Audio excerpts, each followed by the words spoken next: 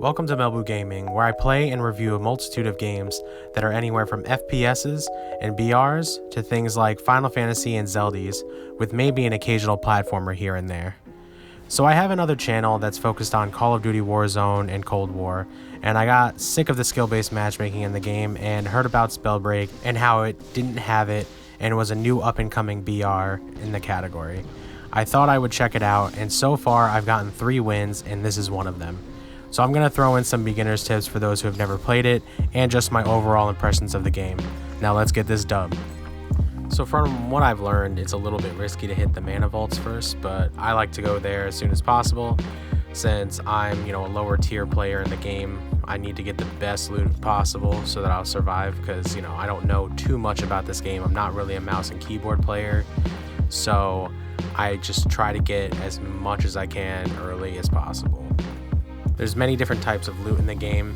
There's obviously healing potions, shields that heal up your armor. There's different types of armor belts that hold more armor. Then there is different types of healing potions that heal, more, but it takes a little bit longer as far as like the loading time for healing. And same thing goes for bigger armor slots.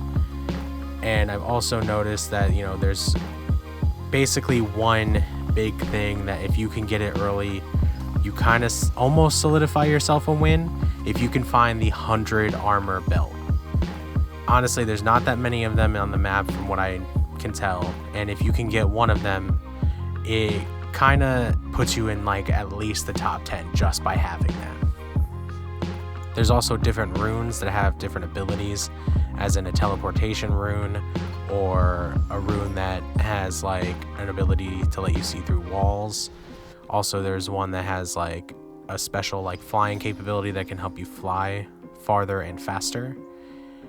Those will be the triangular like things that you find when you open chests. There are different types of chests as well. There's small chests, medium chests, and epic chests. And honestly, they all can kind of give you an assortment of stuff. Sometimes you can open a small chest, get an epic gauntlet, which obviously, if you couldn't tell, gauntlets are the like weapons you use to attack. You can have 2 of them, but when you enter the game, you only have 1, which you select in the beginning of the game before you start. To be fully honest, I have not experimented with many of them yet. I mainly use fire as my main.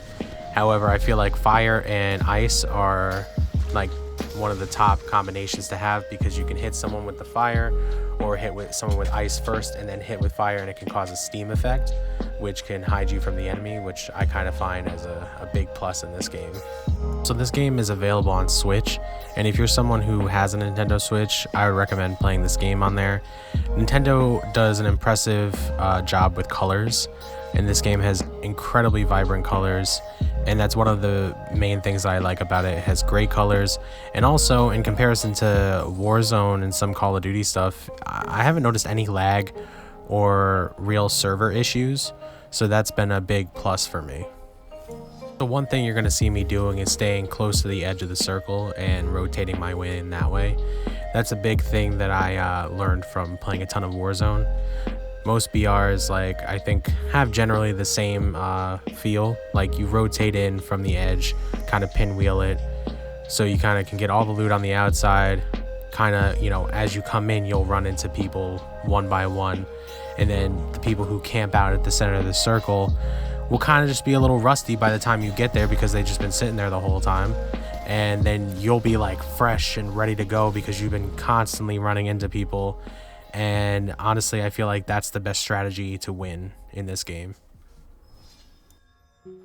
One of the things I really like about this game is the upward mobility, which some BRs lack. It's kind of fun to kind of be able to jump around and go all over the place, especially when you're in combat. And also it comes in handy in combat when you're trying to evade attacks from the enemy.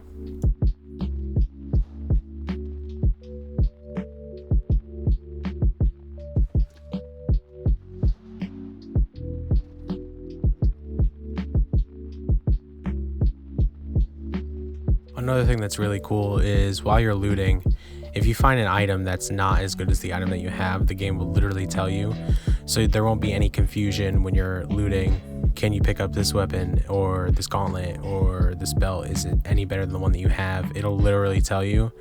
And I feel like that is something that other games lack. And it's a big win for me with this game. Because I'm not going to lie, as a first-time player, I would have been so confused on what to pick up. Like, I would have been like, is this one better than this one? Because I'd just be panicking because it's a VR. You don't know if someone's around the corner. So I like that they kind of lay that out for you and just kind of toss that whole, like, confusion aside.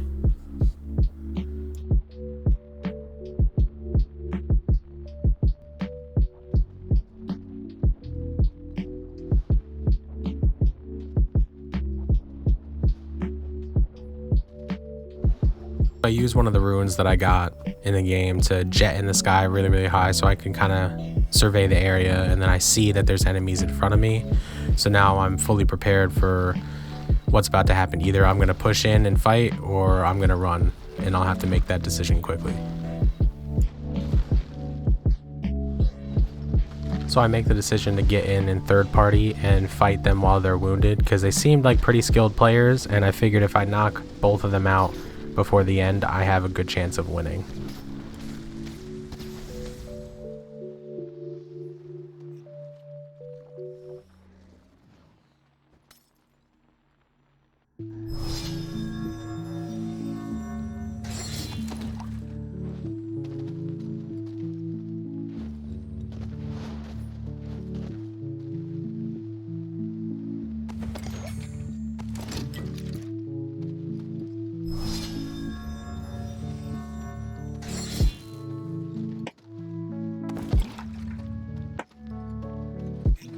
So you'll see me a lot looting and not, running around like super stressed, because the sound in this game is really good and you can kind of hear someone coming from like a mile away.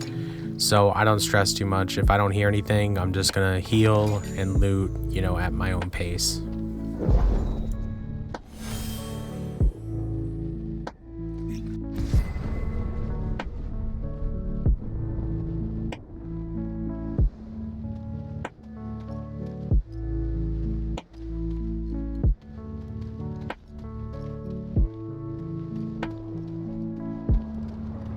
So we're just going to rotate this edge for the rest of the game. Maybe grab a bush, hang out there for a second. Believe it or not, bushes also work in this game as well as they do in Warzone. So, I'm just going to kind of play it low and slow from here, because there's only a couple players left and you don't want to get blindsided by someone who is a complete sweat.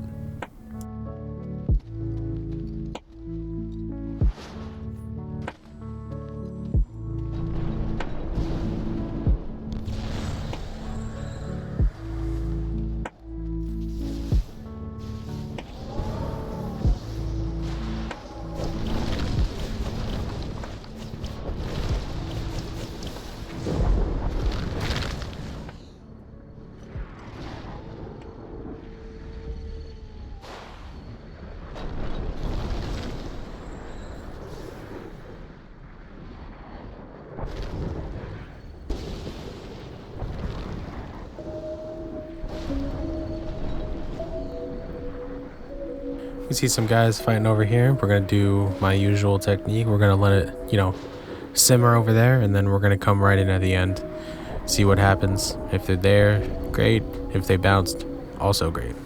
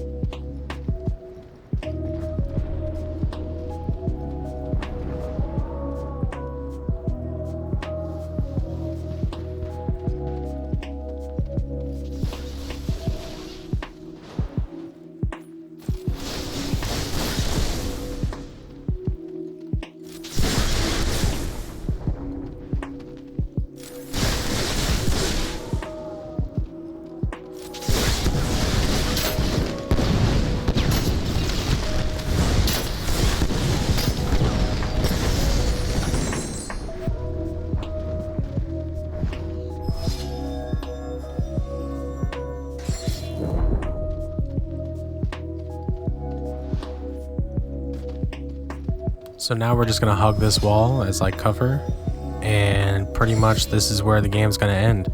We're gonna finish off the last couple people right over here, and it's GG's.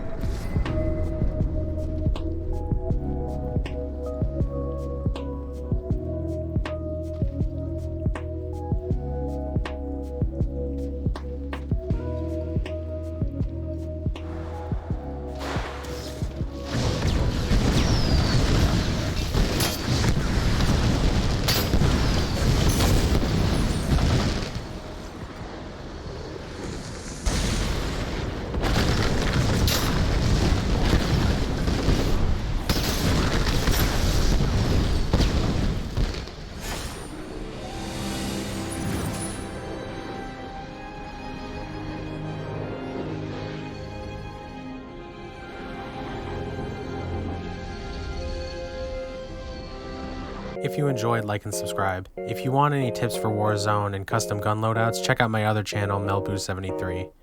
I'm going to try and post on this channel as much as I can about games I enjoy, so stick around and you might find your next favorite game here. Have a great day, everyone.